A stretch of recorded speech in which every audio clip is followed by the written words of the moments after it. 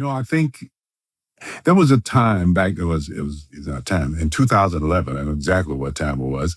I was getting ready to do this stage play, and it was going to be very physically demanding. And so I thought, well, let me just go and I do my yearly checkups anyway, but let me just make sure that everything is working. And I felt like I was in the best shape of my life. I was playing an ex-boxer. Mm. So I really worked out hard, and I went in to just do routine stuff. And they discovered there was a small tumor that they weren't sure, but they was going to send it off to check. And then it came back. It was malignant. It was cancer. So, and that just opened up a whole thing, cancer. I mean, after going through everything, we decided to have surgery, and we did the surgery. And all the while I'm working, throughout this You whole worked? thing, I worked. I mean, so the doctor explained things, and he didn't explain things clearly, saying maybe we might. Mm. And then I wake up from surgery, and I got this ileostomy bag that he said it was possibly that might be a possibility. There was no way you could do the surgery because you had to, it was rectal, and you had to disconnect things. Yeah. And then sew them up and hope they healed. It was really complicated.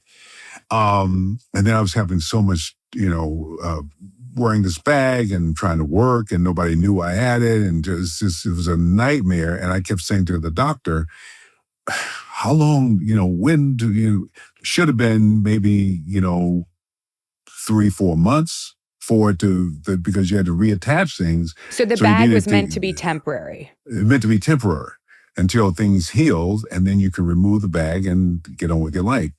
But I was shooting this movie in the television show in Hawaii, so I'm like, when? And he said, well, yeah, maybe so. He sent me to this thing to get an exam, and the lady was having trouble doing, so she just kind of gave up. So he basically says, okay, well, it's probably healed now, it's fine. And he took the bag off, and then I was having all kinds of trouble for about 4 weeks. And then I was set to go do an event in Ohio that morning, and that night, oh my God, I was in so much pain. I was my stomach had just got hard. And my wife said, no, we got to go to the hospital. Because it was just really excruciating. And I went to the hospital, and they found that it had ruptured. So all the poisons were going through my body. And the doctor was like, oh, he was just going to, we have to do surgery right now. And I'm like, now? I said, yeah, we have to go. But there was a part of me, I'm telling this story. There was a part of me that kind of knew I could feel my body shutting down. I mean, all the while they're running tests and they're doing stuff, that this could be it. So we came in, it lost all the color in the skin, and sweating. And the funniest thing, seriously, this guy who was pushing the gurney there, he said, hi, my name is Gabriel. And in my mind, I think, Gabriel, like, do you play a horn? And what a weird name. And then we get to the operating room, and the guy says, hi, I'm Christian. And I go, what? So all this stuff. But on the way, running down the hall, they were running down the hallway. Like it was that big of a deal. It was that big a deal. And so I got somebody's phone. I called my sons, and I said, I just know I love you. But what was happening, I knew that this could be it. Yeah. That I could die. And it was in that moment that you think, especially you grow up in church, you either start begging, like, oh God, please, don't, or you just go, maybe this is it. I mean, if it is, then everything that I've done, maybe that has to be enough. I mean, I can't. So we went into surgery, and I kind of made peace with it in a weird way. But when it was over, the feeling I've had is like, you know what? Maybe there's no Academy Awards, or maybe all I've done, it has to be enough. because it is what it is. It wasn't for lack of trying. It wasn't for a lack of. Now people go, you can write a book and you can do this. I go, but maybe, maybe this is enough. And maybe you've done enough. And I got to make peace with that, because otherwise I hate myself, because you should have done this and you could have been somebody.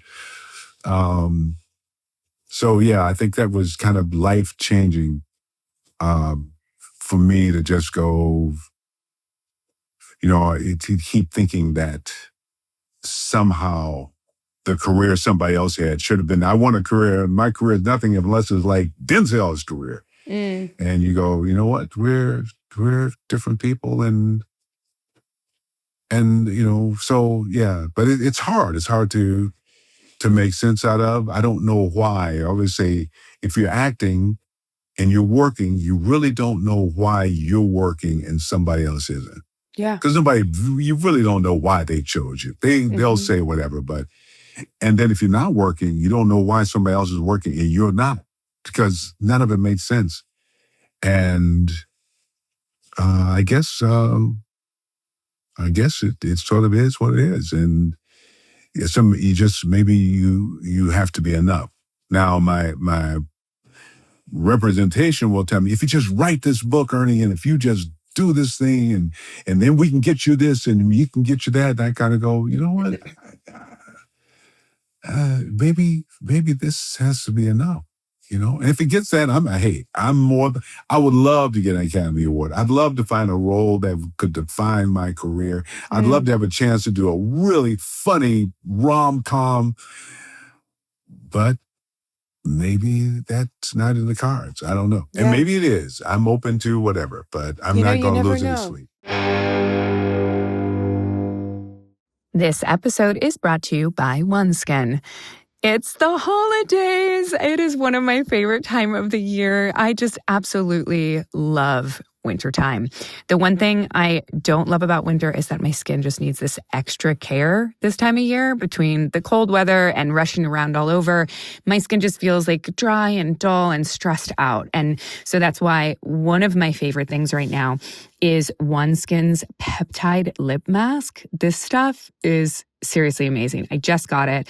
I can't stop using it. I'm like, I kind of want to smother it all over my face, but I'm just going to keep it on my lips for now. What is so great about OneSkin is that at the core is their patented OS1 peptide, the first ingredient proven to target the root cause of wrinkles, crepiness, and loss of elasticity. And these results have now been validated in 5 different clinical studies.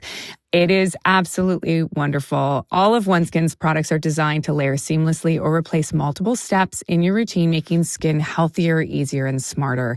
OneSkin just launched their limited edition holiday sets, including the Nightly Rewind gift set, which adds the perfect touch of luxury to your gift list. So this is wonderful. You could give this to anyone in your family. It's got the best-selling face moisturizer, their brand new peptide lip mask, which I mentioned, and a sculpting gua sha tool.